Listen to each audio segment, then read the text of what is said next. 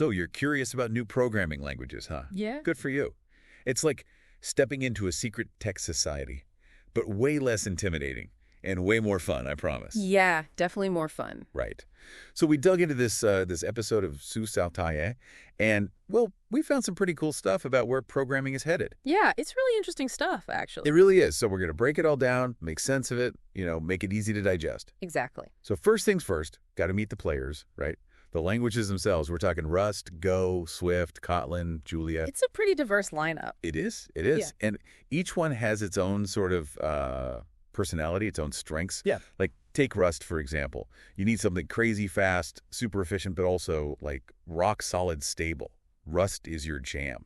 Yeah, and that's what's so cool about it. It's built to prevent those frustrating crashes and security holes that, let's be honest, can keep developers up at night. Oh, tell me about it.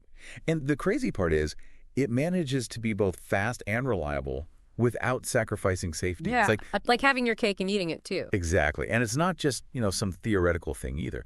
Big companies, think Mozilla, Dropbox, they're using Rust for everything from, well, obviously browsers to cloud storage systems. Mm-hmm. We're talking massive amounts of data here. And handling it beautifully, I might add. Beautifully is right.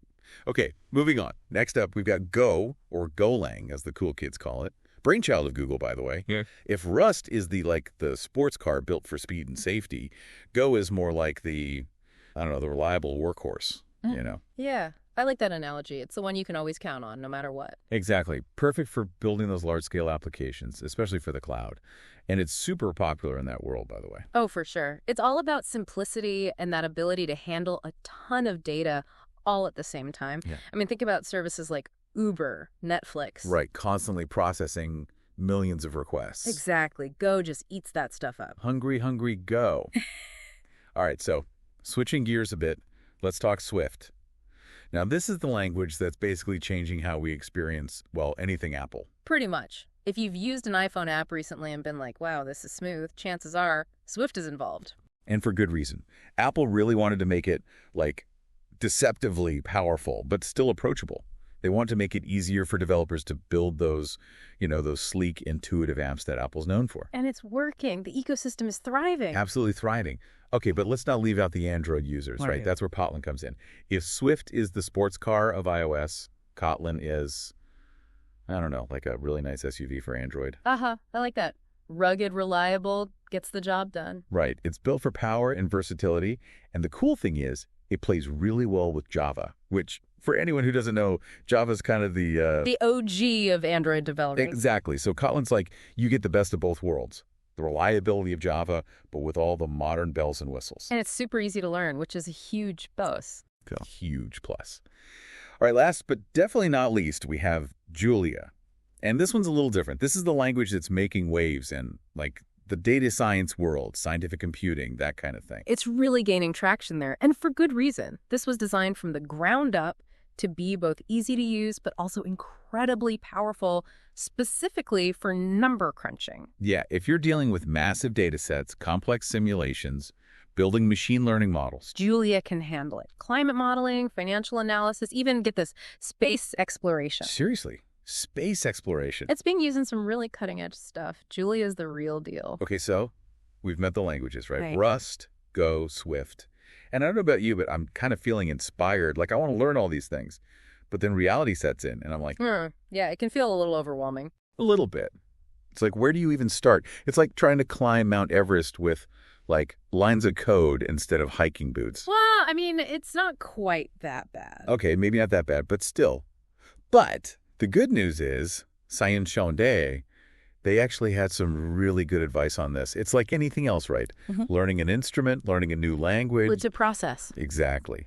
And the key is finding what works for you. 100%. Some people, they need that structure, Right, like a classroom setting. Exactly. Others, it's all about diving in and getting their hands dirty. The hands-on approach. Yep. So yeah, it's about figuring out your style. Love it. So let's talk about some of these learning paths, right? Mhm. First up, you've got your online courses, those platforms. Your Coursera's, your edX. Yes. It's like having a virtual classroom, which honestly, I kind of prefer these days. Oh, yeah, me too. Learn at your own pace. Exactly. Yeah. And you've got experts teaching these courses. I actually took this amazing machine learning course on Coursera a while back. No way. How was it? It was so good. It was like having, I don't know, a front row seat to lectures by these giants in the field. That's awesome. Yeah, it's really cool. And the other nice thing about those platforms, they often have like structured learning paths, you know? Yeah. So you're not just like flailing around in the dark. Totally. It's like having a roadmap, which is super helpful when you're just starting out. Exactly. Okay. But then you have those other platforms, the more interactive ones, your code academies, free code camp. Yeah, those are fun. Those are like your coding boot camps, right? They just throw you right in. Put some code. Exactly. You're writing code from day one. I remember, oh my gosh, when I first started dabbling in web development, I think I tried Code Academy. Nice. And just seeing, like, even if it's just hello world on the screen, it's like, your code did that. Such a good feeling. It's the best feeling. It's so motivating. So motivating. And then, of course, you've got the power of community, right? Online forums, meetups. Can't beat a good meetup. Right. Or even just connecting with people online. Like having that support system, that network of people. Totally. Because we've all been there, right? Everyone starts as a beginner. Exactly. And the coding community, I got to say, it's a pretty welcoming one. It is. Super supportive. Super supportive.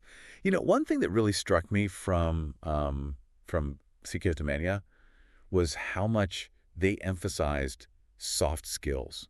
Yeah. And I was like, soft skills in programming? But honestly, it makes so much sense. It does. Because at the end of the day, you're collaborating with people. Right. You're explaining your code. Exactly. It's like you could be the most brilliant coder in the world, but if you can't communicate your ideas, It's going to be tough. it's going to be really tough. And that's something that often gets overlooked, I think, those soft skills, just as important as your technical chops. If not more important sometimes. For sure.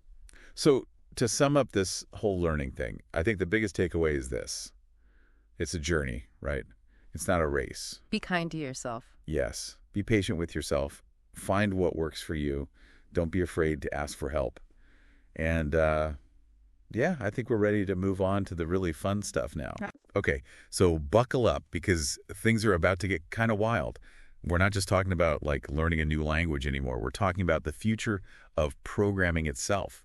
And SciIE did not hold back. Yeah, they really painted a picture of where things are headed. It's like mind-blowing stuff. It's like sci-fi, but real. Exactly.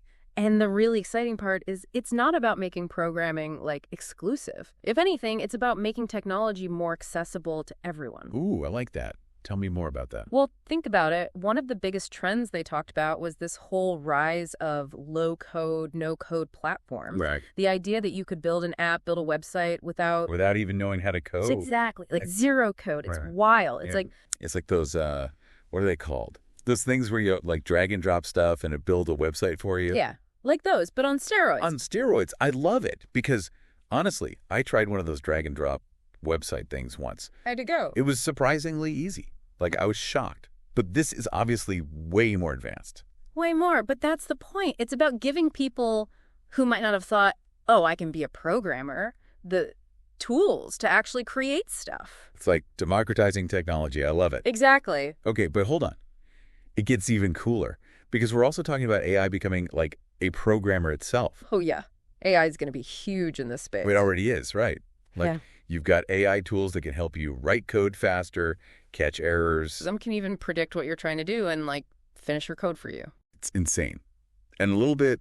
intimidating. Maybe, but also cool. But the thing is, Kate Chenao made this really good point, which is it's not about replacing programmers. Right. It's about augmenting them, making them even better. Exactly. Like having an AI assistant that takes care of all the, like, the boring stuff. Exactly. All the tedious tasks that no one wants to do anyway. Freeing you up to focus on the more creative stuff. Oh, exactly. Okay, I can get behind that.